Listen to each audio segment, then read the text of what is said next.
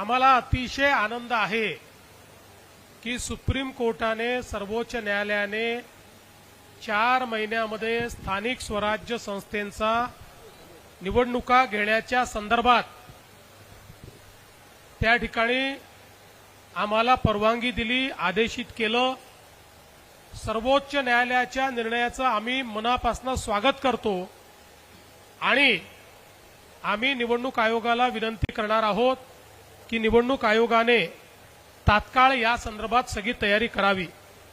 एक अजून महत्त्वाची गोष्ट आहे की निवडणूक आयोगाने एक अजून आमची मागणी जी आहे ती मान्य केलेली आहे।